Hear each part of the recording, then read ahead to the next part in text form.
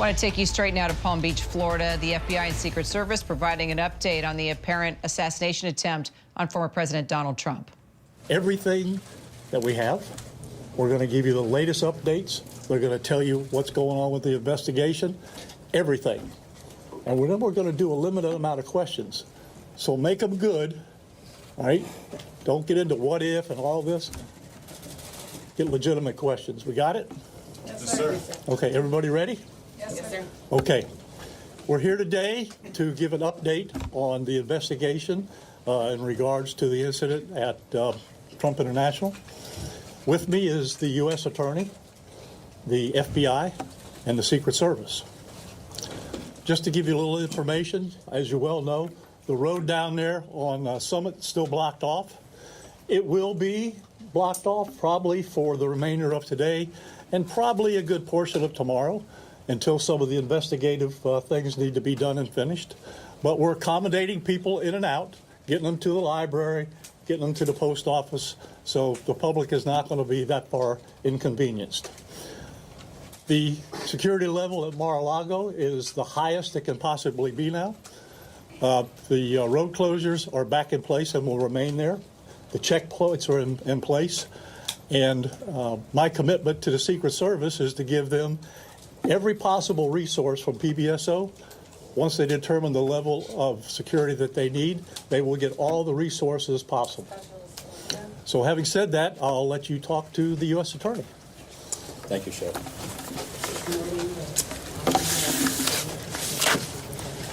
Good afternoon. Thank you for joining us today. My name is Markenzie Lapointe. I am the United States Attorney for the Southern District of Florida. I want to start by expressing my deep gratitude to Sheriff Rick Bradshaw of Palm Beach County Sheriff's Office for hosting today's press conference and for his department's assistance with this matter. I'm truly grateful for your leadership, sir. I'm also pleased to be joined by our partners in federal law enforcement from the FBI and the United States Secret Service, and also from ATF. Joining us today for comments and announcements are Special Agent in Charge Jeffrey B. Veltri of the FBI Miami Field Office, and Acting Director of the U.S. Secret Service, Ron Rowe. I want to also thank the men and women in law enforcement who have been working around the clock in the initial phase of this ongoing investigation. Our partners include federal and local authorities who effectuated the apprehension of the defendant and have aided in ensuring federal charges were filed against him this morning. We're here to announce that Ryan Wesley Routh, 58 years old, of Hawaii, has been charged by a criminal complaint in the Southern District of Florida with firearms offenses related to an incident which occurred yesterday at Trump International Golf Course right here in West Palm Beach. Routh was charged federally with possession of a firearm by a convicted felon and possession and receipt of a firearm with an obliterated serial number. He had his initial appearance today before Magistrate Judge Ryan McCabe in the federal courthouse in West Palm Beach. According to the allegations in the complaint, a U.S. Secret Service agent walking the golf course perimeter saw what appeared to be a rifle poking out of the tree line. After the agent fired a service weapon in the direction of the rifle, a witness saw a man later identified as Routh fleeing the area in the tree line. Routh was later apprehended by officers from the Martin County Sheriff's Office in coordination with the Palm Beach County Sheriff's Office. The complaint alleges that in the area of the tree line from which Routh fled, agents found a digital camera, a backpack, a loaded SKS-style rifle with a scope, and a black plastic bag containing food. The serial number on the rifle was obliterated. According to the complaint, Routh was convicted of felonies in North Carolina in December 2002 and March 2010, and therefore was prohibited from possessing a firearm. The FBI is leading this investigation, this ongoing investigation. As the Attorney General stated earlier today, the FBI is continuing its investigation of this incident as an assassination attempt upon the former president. The investigation remains at its early stages. The entire Justice Department, including the FBI, the United States Attorney's Office for the Southern District of Florida, and the National Security Division are coordinating closely with our law enforcement partners to fully investigate and prosecute this matter. The charges we're announcing reflect the strong collaboration of the agencies represented here. The U.S. Attorney's Office, the Department of Justice, would be unable to carry forth our mission without the invaluable assistance of our federal, state, and local law enforcement partners. I'd like to thank the Bureau of Alcohol, Tobacco, Firearms, and Explosives, and we have Chris Robertson here, Special Agent in Charge, and your Secret Service for the invaluable assistance they are providing, they have been providing. I would also like to recognize the Palm Beach County and Martin County Sheriff's Offices for apprehending the defendant. Again, without the local authorities to assist in those things, it would be literally impossible to accomplish the things we're able to accomplish on the federal side.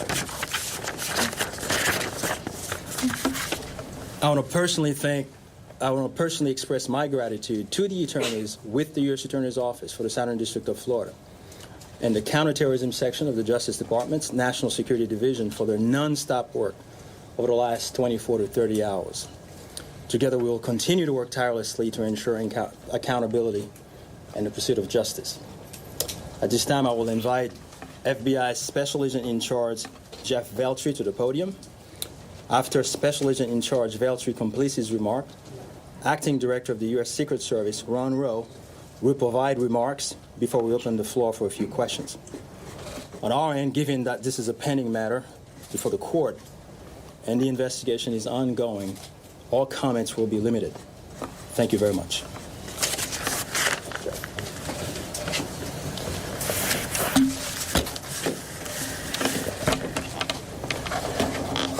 Good afternoon. For a quick introduction, my name is Jeffrey Veltri, FBI's Special Agent in Charge for the Miami Field Office. The FBI immediately responded to the scene here in West Palm Beach, Florida, and we are investigating this matter as an apparent assassination attempt of former President Trump. We view this as extremely serious and are determined to provide answers as to what led up to the events which took place. I want to emphasize we're just a little over 24 hours into this investigation, so we're going to provide as much as we can publicly while our investigation is still ongoing. We must also stress that the United States Attorney's Office is pursuing charges, and that limits some of the details that we can discuss publicly. Yesterday afternoon, Martin County Sheriff's Office took custody of Ryan Routh, and he was transported back to Palm Beach County Sheriff's Office. Our FBI agents then attempted to interview him, and he invoked his right to an attorney. In the last 24 hours, the FBI and our partners have been dedicated to investigating the incident and utilizing all available resources. These efforts have included our investigative team and the United States Attorney's Office for the Southern District of Florida, in conjunction with DOJ's National Security Division, are actively working hand in hand to pursue and subsequently execute search warrants. Thus far, the warrants include a video recording device, subjects' cellular devices, a vehicle, and other electronic devices located at previous known addresses. We are coordinating with the United States Secret Service to complete numerous interviews of agents on scene. We have also interviewed 7 civilian witnesses at the scene, and that is just the beginning. Our FBI's Honolulu and Charlotte field offices have initiated interviews of several family members, friends, and former colleagues of the subject. FBI has deployed several specialty teams and assets from FBI headquarters and our lab division in Quantico to include evidence and critical incident response personnel. The evidence response team is collecting and processing multiple evidentiary items. These range from the rifle, which is an SKS model with a scope and obliterated serial numbers, to 2 bags, the subject's electronics, and what appears to be ceramic tiles.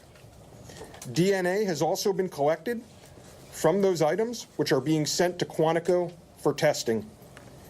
We will also process the subject's vehicle for evidence. The Cellular Analysis Survey Team, what we refer to as CAST, conducted thorough analysis of the subject's cellular device locations. The CAST analysis aligns with witnesses' account of the subject's presence at the scene both before and around the time of the incident on September 15th. More specifically, we're continuing to conduct analysis and will be compiling the subject's movements in the days and months leading up to September 15th. Cellular data shows that the subject was in the vicinity of the golf course roughly 12 hours before the engagement with the United States Secret Service.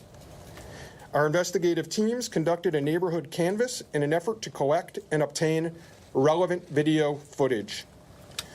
The subject had an active online presence, and we are going through what he posted and any searches he conducted online. In addition, we're going through media reports and public statements he made that he wanted to recruit Afghan soldiers and others to fight for Ukraine. The FBI has sent multiple requests to companies for returns on the subject's phone and social media accounts. We received several returns and are waiting on additional responses from other companies as well. Our investigative team is completing analysis of the returns and actioning leads as needed, and we anticipate continuing until the FBI knows the full totality of the subject's social media presence. By way of his background, in 2002, as the United States Attorney mentioned, the subject was charged and convicted in North Carolina for possession of a weapon of mass destruction. Law enforcement checks also revealed that from 1997 to 2010, the subject had numerous felony charges for stolen goods.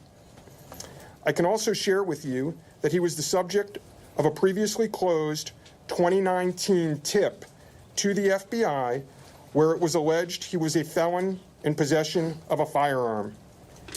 In following up on the tip, the alleged complainant was interviewed and did not verify, I repeat, did not verify providing the initial information. The FBI passed that information to local law enforcement in Honolulu. On behalf of the FBI, I would like to thank the Palm Beach County Sheriff's Office and Martin County Sheriff's Office for their incredible work in actioning the witnesses' information and rapidly apprehending the subject. I would also like to thank the United States Secret Service, the United States Attorney's Office for the Southern District of Florida, the Department of Justice's National Security Division, the Bureau of Alcohol, Tobacco, Firearms, and Explosives, and our FBI field offices in both Honolulu and Charlotte, who have been conducting additional law enforcement activity related to the subject. Your continued partnerships have been invaluable. Oftentimes in law enforcement, we tell citizens to be vigilant and aware of their surroundings. Yesterday, a citizen provided remarkable assistance, which led to the arrest of this subject. We appreciate the public's diligence in passing potential tips and information regarding the subject and this incident to the FBI. If you have any information, please call 1-800-CALL-FBI or go online to tips, that's tips.fbi.gov. With that, let me turn it over to the United States Secret Service Acting Director, Ron Routh. Good afternoon, everybody. Yesterday afternoon, this country was reminded of the heightened and dynamic threat environment the United States Secret Service and its protectees face on a daily basis. Immediately following the assassination attempt of former President Donald J. Trump on July 13th, the Secret Service moved to increase assets to an already enhanced security posture for the former president. In the days that followed, President Biden made it clear that he wanted the highest levels of protection for former President Trump and for Vice President Harris. The Secret Service moved to sustain increases in assets and the level of protection sought. And those things were in place yesterday. At approximately 1:30 p.m., former President Trump was playing golf during an off-the-record movement to the Trump International Golf Course. a Secret Service advance agent supporting the front edge of the agency's layered approach to protection, encountered an individual attempting to secrete himself in the wood line. This happened, the alleged gunman was on the public side of the fence near the 6th green. A layered approach of security is integral to the Secret Service's protective methodologies, and it's also the key to our success. As former President Trump was moving through the 5th fairway across the course and out of sight of the 6th green, the agent, who was visually sweeping the area of the 6th green, saw the subject armed with what he perceived to be a rifle and immediately discharged his firearm. The subject, who did not have line of sight to the former president, fled the scene. He did not fire or get off any shots at our agent. With reports of gunfire, the former president's close protection detail immediately evacuated the president to a safe location. The protective methodologies of the Secret Service were effective yesterday.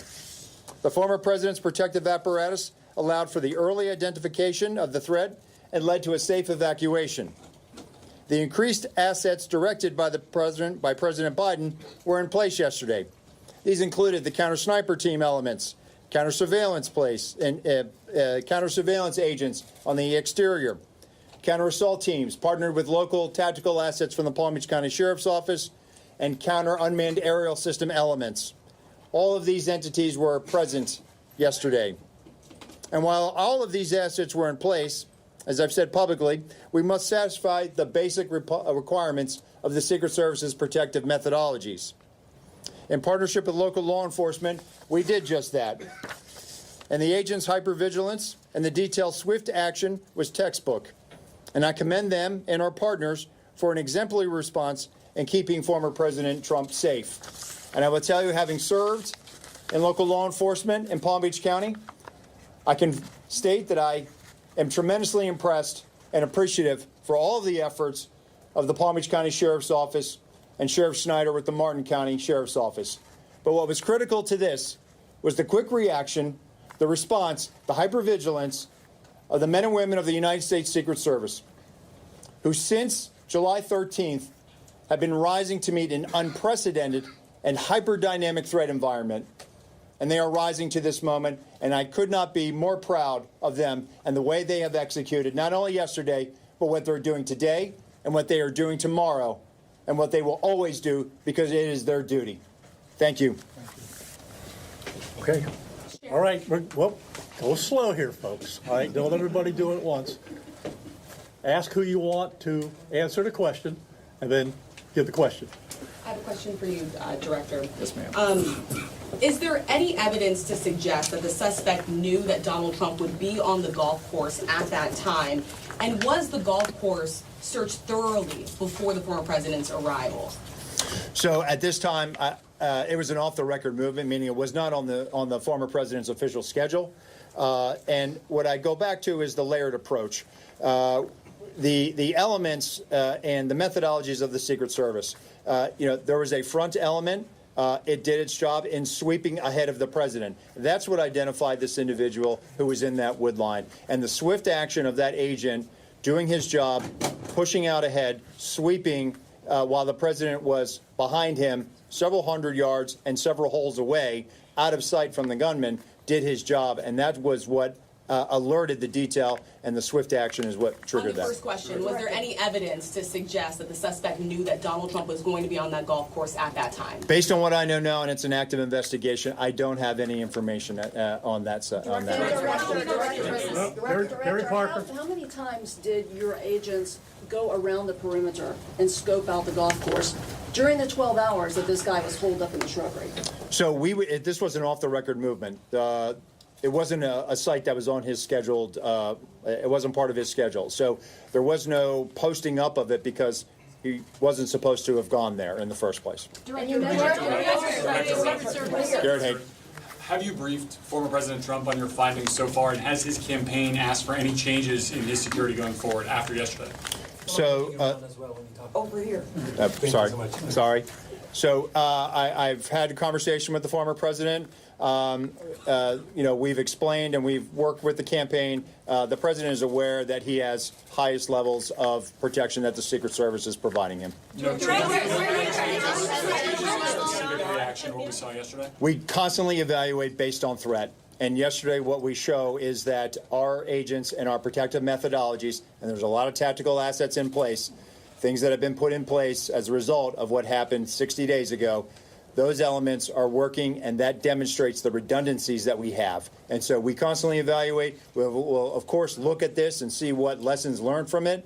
But as of right now, we are constantly evaluating that threat. And if we need to ratchet up additionally, we will. Yes, sir.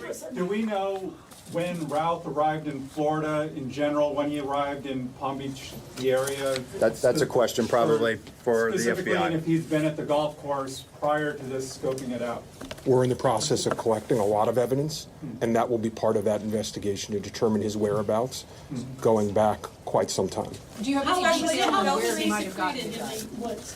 That's part of the investigation as well. Again, that's going to be a little bit challenged until we're able to determine the serial number on that gun. So we're hopeful to be able to do that. History of mental illness? We're still looking into that. The sheriff mentioned about the highest level of protection, that they would lock down the golf course. Was that a miscommunication then, being that President Biden ordered the highest level of protection? Do you want to take this, Sheriff? Go ahead. Okay. So here's the deal. When it comes to Secret Service protection, we provide the highest level. So, for example, yesterday, counter-assault team elements. I'm not going to go into the number of personnel that we have out there, but we have the highest levels from Secret Service. When we work with the Palm Beach County Sheriff's Office, like, for example, yesterday, during that emergency action response, we had their local tactical team assets partner with our local tactical team assets. We had their helicopter up in the air, providing us 360 and situational awareness of the overhead for if there were any potential threats coming at us.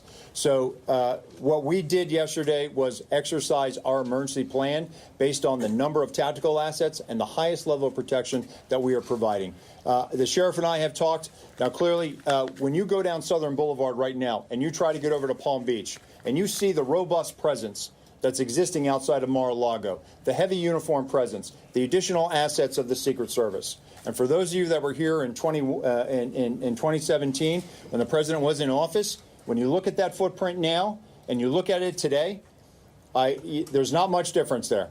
There is heavy uniform presence out there. And again, what I go back to is yesterday was an off-the-record movement. Off the record.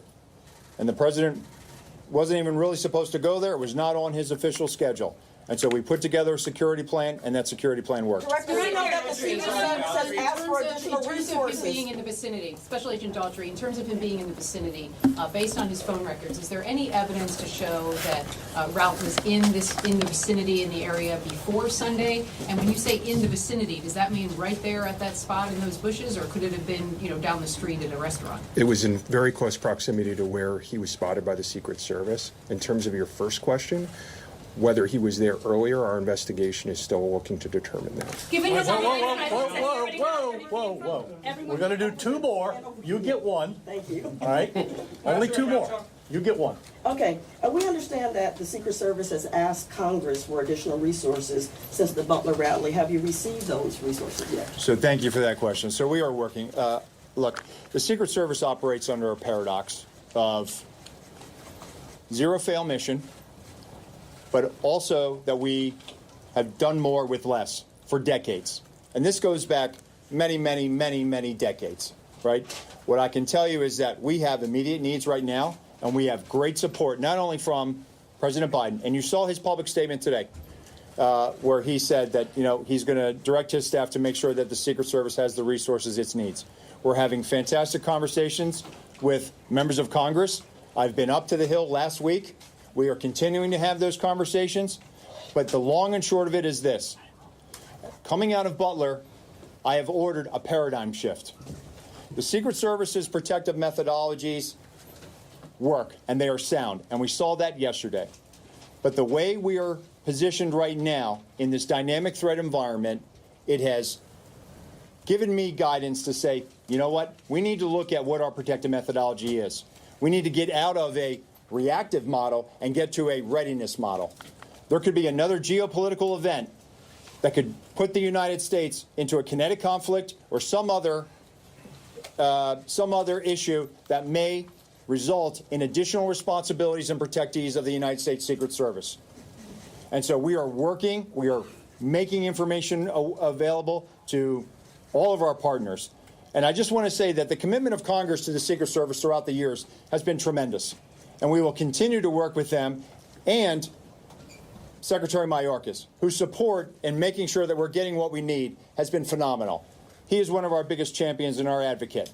And so we're having these conversations, and I feel confident that we will get what we need. We have immediate needs. We have future needs, too. I need to make sure that our counter-snipers are the best trained counter-snipers in the world, that they are exactly doing what we need them to do, and that they match counterparts in the military and Tier 1 forces. And right now, we are working with Congress to make sure that we get those for our training facility. We also have a necessary need to make sure that we're getting the personnel that we have. And that requires us to be able to have the funding to be able to hire more people. You can't just give me money and say, hey, we're going to make sure that everybody gets overtime. Because the men and women of the Secret Service right now, we are redlining them. And they are rising to this moment, and they are meeting the challenges right now. And if you look back at their body of work over the last 60 days, the Republican National Convention in Milwaukee, the Republican National Convention in Chicago, a visit of Prime Minister Netanyahu to Washington, D.C., and to West Palm Beach, which Palm Beach County Sheriff's Office supported. And then we go into the presidential debate in Philadelphia last week. And for those in the media that have been to a national special security event, if you saw the National Constitution Center last week, what you saw was pretty much a mini national special security event with the number of assets that were on that perimeter. And so our folks are rising to this moment, but it requires all of us to be able to have good conversations and make sure that we're getting the Secret Service where it needs to be. And I'm confident that we will achieve that because we don't have an alternative. Success, we have to have it every day. We cannot have failures. And in order to do that, we're going to have some hard conversations with Congress, and we're going to achieve that. Last question, one more. The special agent in charge of the FBI, Yes, sir. did he act alone? Did he have some kind of help? At this point, we're still exploring that, investigating that. Our investigation will determine that. We do not have information that he's been acting with anyone else at present. Do we know how long he's been in Florida when he arrived? Oh, you snuck one in there. At this point, Our investigation is still determining that. Thank you. Did anyone see him? All right. How was he able to Anyhow, that's it. We're not going to do any more. All right, you got a lot of information there. The last thing I will tell you is, like the director of the Secret Service says, you know, the president called me last night, President Trump. He thanked me for everything that we did along with the Secret Service. He knows we work great together, and he feels safe. That's important because he is. And what we did yesterday proves that the system can work because the suspect didn't even get close to getting a round off, and we apprehended him and brought him to justice. did the president So say we're very, very proud of that. Thank you, folks, for being here. I appreciate it. Sheriff, one more time for the record. How do you pronounce his last name, Sheriff? Is it Ruth or Routh? I've heard both. I say Routh. We are living in a dynamic threat environment, and we are clearly redlining our agents. In other words, running them at maximum speed with the presidential debate, the DNC, the RNC, and already one assassination attempt. You heard the acting head of the Secret Service right there, along with the Palm Beach County Sheriff and the special agent in charge of the FBI Miami field office, in addition to the U.S. Attorney of the Southern District of Florida, all of them taking questions and answers from reporters talking about that second assassination on the former president. He didn't get a round off. That's the one thing they wanted to make very clear, that they were able to detect where this suspect was and get him just in time. When I say just in time, we heard here from those in charge of the investigation that the Secret Service agent was actually sweeping as the former president was playing golf. So he's just ahead of the president, doing a sweep, as the president is coming up and approaching the hole, getting ready to tee off, which is pretty remarkable when you think how quickly that can happen. That agent probably not very far from the president, which is probably why that suspect came 300 to 500 yards from the former president. The fact that things went down as quickly as they did, not one shot was fired, the suspect was taken into custody alive, and the former president survives a second assassination attempt. For more, let's bring in senior reporter Catherine Falder. She's there in Palm Beach. Also, senior White House correspondent Selena Wang. Our Jay O'Brien is up in the Hill, along with former Department of Homeland Security official Marcia Espinosa. And Marcia, you pretty much called it, because if you listen to the acting director of the Secret Service there, he did say, we are running our agents hard. We have had so many events. It is a dynamic threat environment. We've got to be on the ready 24/7. This is not a normal political environment. I think what caught my attention, I'd love to get your reaction, is the fact that this was an off-the-record event. It wasn't on the former president's schedule, which means he probably decided, hey, I want to go play golf, which he does on a regular basis. They have to quickly put together a security plan, and then off they go. The fact that this agent was sweeping just in front of the president as he's approaching every hole is pretty remarkable, that they were able to find this suspect the way they did and act so quickly. Yeah, and what a remarkable performance from the acting Secret Service Director, Ron Rowe, there, which is really stark contrast to what we saw happen in July. They came right out with a lot of information, as much information as they could give us publicly, to sort of put everybody at ease. But he's right. These agents have been doing so much with less.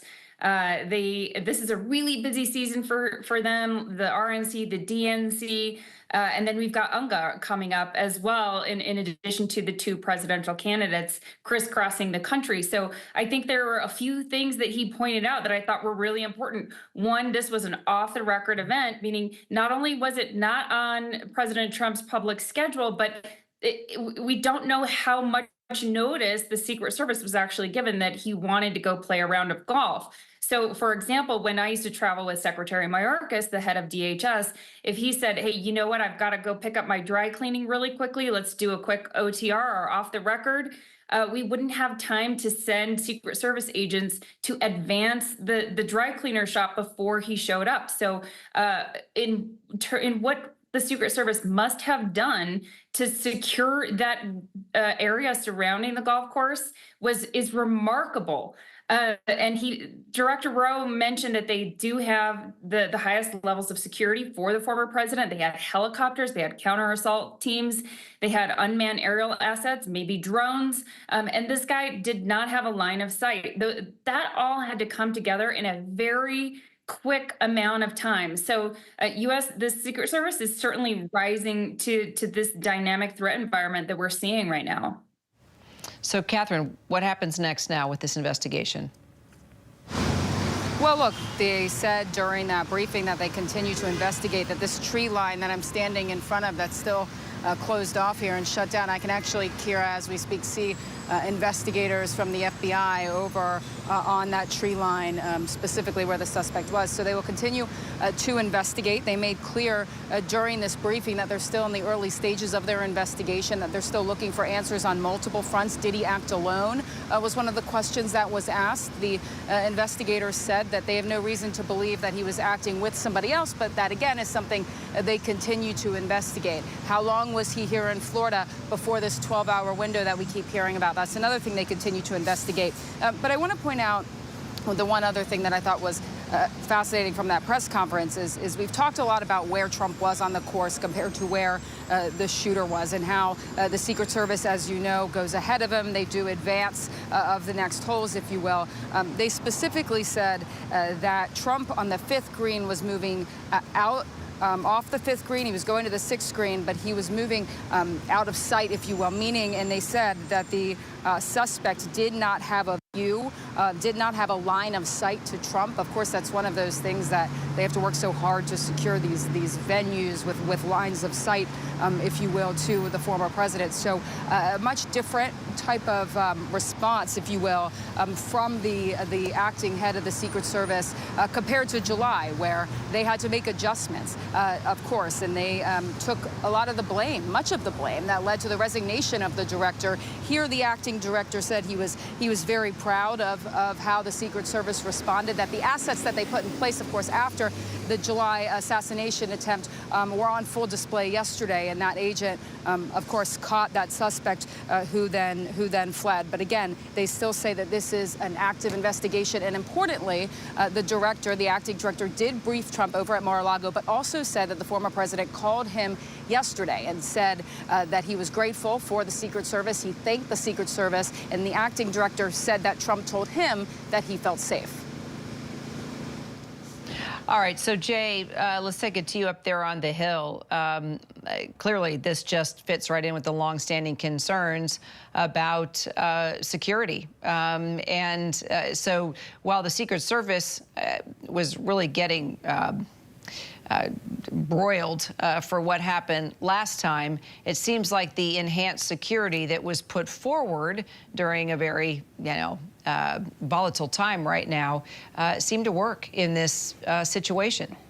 Yeah, and that's what the acting director just said, Kira, is that he said they were, quote, there was an exemplary response, is what acting director Ron Rose said. And that is kind of in contrast with that Butler, Pennsylvania assassination attempt where there are concerns about serious lapses in Secret Service protocol there. That's still being investigated by Congress and by the Secret Service internally, et cetera. I can tell you that when it comes down to this question of who would have been patrolling where this individual was, I've talked to sources. I used to live in West Palm Beach, actually not far from that golf course. I kind of live down the street. And I've been talking to sources there, and it's kind of an open question because you've heard this talk about an OTR, an off-the-record movement. When there's an on-the-record event at that golf course or any place, meaning this is scheduled, the public knows Donald Trump's going to be there, it's a noticed event, the Secret Service sets up what we call a hard perimeter.